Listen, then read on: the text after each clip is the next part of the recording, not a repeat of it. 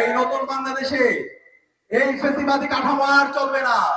নতুন বাংলাদেশে জনগণের হাতে ক্ষমতা থাকবে, সুতরাং জনগণের উপর জুলুম করবে, জনগণের অধিকার হরণ করবে কেউ যদি করতে চায়। বাংলাদেশে ফ্যাসিবাদের যে পরিণতি হয়েছিল, খুনি হাসিনার যে পরিণতি হয়েছিল, তার চাইতে খারাপ পরিণতি আপনাদের হবে।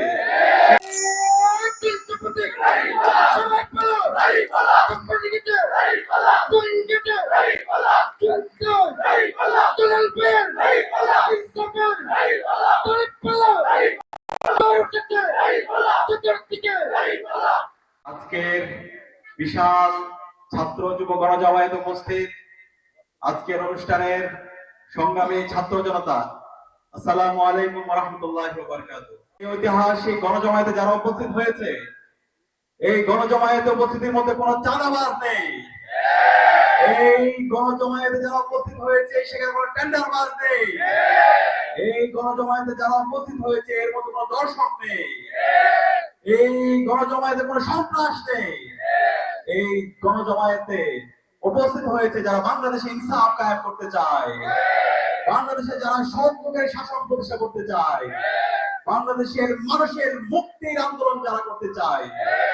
গত 54 বছরে বাংলাদেশে অনেক শাসক এসেছে, আমরা আমাদের অনেক নেতা নির্বাচিত করেছি, কিন্তু এই অঞ্চলের মানুষের মুক্তি আসে নাই। আমরা যদি দেখি বাংলাদেশের যে অপারিত সম্ভাবনা, সিলেটের যে সম্ভাবনা, সেই সম্ভাবনাকে আমাদের আগের যে নেতৃত্ব ছিল তারা এই সম্ভাবনাকে কাজে লাগাতে পারেনি। সুতরাং এখনই সময় আমাদের আসন্ন নির্বাচনে সঠিক প্রার্থীকে আমাদেরকে বাছাই করতে হবে, যারা আমাদের এই সিলেটের মধ্যে ইনসাফ কায়েম করতে চায়, যারা সকল মানুষের অধিকার নিশ্চিত করতে চায়। তাদের অধিকার হরণ করা হয়েছে। আমাদের যে পুলিশ স্টেশন গুলো আছে, আইন শৃঙ্খলা বাহিনীকে একটা দলের লাঠিয়াল হিসাবে ব্যবহার করা হয়েছে। এই নতুন বাংলাদেশে এই ফ্যাসিবাদী কাঠামো আর চলবে না। নতুন বাংলাদেশে জনগণের হাতে ক্ষমতা থাকবে, জনগণের সিদ্ধান্ত নিবে, জনগণের এই সিদ্ধান্তের মাধ্যমে আগামীর বাংলাদেশ পরিচালিত হবে।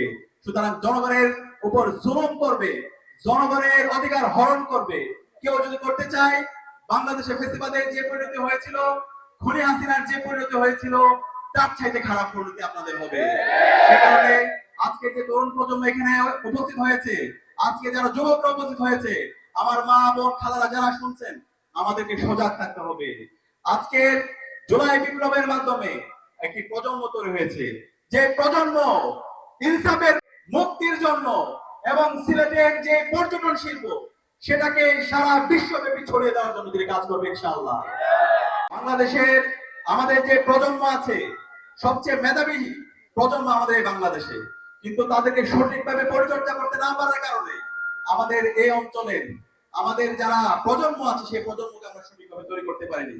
এই প্রজন্মকে যদি আমরা সঠিকভাবে তৈরি করতে চাই, আমাদের শিক্ষা ব্যবস্থার আমূল পরিবর্তন করতে হবে। ইনশাআল্লাহ ইনসাফের প্রতীক, ন্যায়ের প্রতীক, দাঁড়িপাল্লার প্রতিনিধিরা বিজয়ী হয়ে এসে বাংলাদেশের শিক্ষা ব্যবস্থার আমূল পরিবর্তন করা হবে ইনশাআল্লাহ। এবং আমাদের এই অঞ্চলে যদি দেখি, আজকে আমাদের যে শিক্ষা প্রতিষ্ঠানগুলো আছে, শিক্ষা প্রতিষ্ঠানগুলোর অবকাঠামোগত অবস্থা খুবই ভঙ্গুর অবস্থা, শিক্ষার যে মান সে মানে খুবই ভঙ্গুর অবস্থা। ইনশাআল্লাহ বাংলাদেশের প্রতিটি প্রান্তরের প্রতিটি শিক্ষা প্রতিষ্ঠান এবং শিক্ষার মান উন্নয়নের জন্য আমাদের প্রতিনিধিরা কাজ করবে ইনশাআল্লাহ। একই সাথে আমাদের যে হাসপাতালগুলো আছে, আমরা আজকে দেখতে পাই আমাদের যে হাসপাতালগুলো আছে, সেই হাসপাতালে কি আপনারা সার্ভিস পান? হাসপাতালের অবস্থা খুবই ভঙ্গুর অবস্থা। আমাদের প্রতিটি হাসপাতালকে নতুন ভাবে ঢেলে সাজাতে হবে এবং এই নতুন ভাবে ঢেলে সাজানোর জন্য আমাদের যারা প্রতিনিধিরা আছে, ইনসাফের প্রতীক, ন্যায়ের প্রতীক, দাঁড়িপাল্লার যে প্রতিনিধিরা আছে, তারা প্রতিটি হাসপাতাল আমল পরিবর্তন করে আপনাদের যে ন্যায্য অধিকার, জনগণের যে অধিকার, জনগণের যে ক্ষমতা, সেটা আপনাদের কাছে বুঝিয়ে দেবে ইনশাআল্লাহ। আজকে আমরা দেখতে পাই তুরস্কের মধ্যে, তুরস্কের ইস্তাম্বুল, সেটা সারা বিশ্বে ট্যুরিজমের জন্য খুবই বিখ্যাত। সেই তুরস্কের ইস্তাম্বুলের মতো আমাদের এই সিলেটের সাদা পাথর এবং সিলেটের জাফলং থেকে শুরু করে যত পর্যটন এলাকা আছে, এই সব কিছুকে সারা বিশ্বে আমাদের গুরুত্বপূর্ণ পর্যটন আমাদের সাদা পাথর। এই সাদা পাথরের যে অবারিত সম্ভাবনা, সেই সম্ভাবনাকে যদি আমরা কাজে লাগাতে পারি, বাংলাদেশ রাষ্ট্র শুধুমাত্র এই সাদা পাথরের সম্ভাবনাকে কাজে লাগিয়ে আমরা চালাতে পারি। এই সাদা পাথরে আমাদের লক্ষ লক্ষ আমাদের এই সিলেটের এবং সারা বাংলাদেশের মানুষের কর্মসংস্থান তৈরি করা সম্ভব।